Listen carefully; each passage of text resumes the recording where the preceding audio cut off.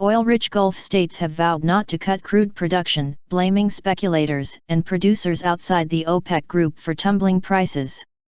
Saudi Arabia's oil minister Ali al-Naimi said the spread of misleading information and speculation had contributed to the 40% price fall.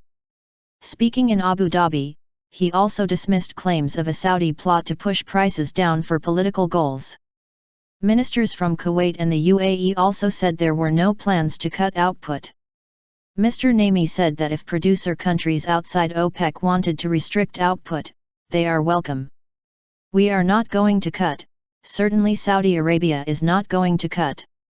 Kuwait's oil minister, Ali al-Omair, said OPEC did not need to cut production and would not consider an emergency meeting. I don't think we need to cut. We gave a chance to others and they were not willing to do so, he said during the conference in Abu Dhabi on Sunday. In November, OPEC decided to keep its target output of 30 million barrels per day unchanged, leaving the market to balance itself without the group taking action. Price rise?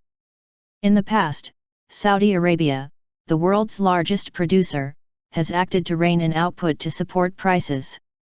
The decision not to intervene this time prompted conspiracy theories, including that OPEC wanted to undermine the U.S. shale boom and that there was a political plot to reduce oil revenues earned by Russia and Iran.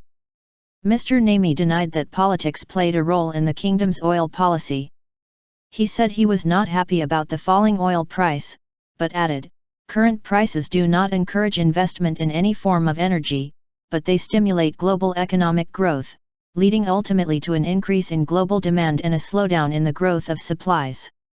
Meanwhile, OPEC's Secretary General Abdullah al-Badri told Reuters news agency on Sunday he hoped to see a recovery in the price of oil by the end of next year. "We hope the price would rebound by the end of the second half of 2015, he said. "We can't see the market now, we have to wait until the end of the second half of 2015 to see how the market will react to these low prices. The world is expected to need less OPEC oil next year as the U.S. shale gas boom accelerates."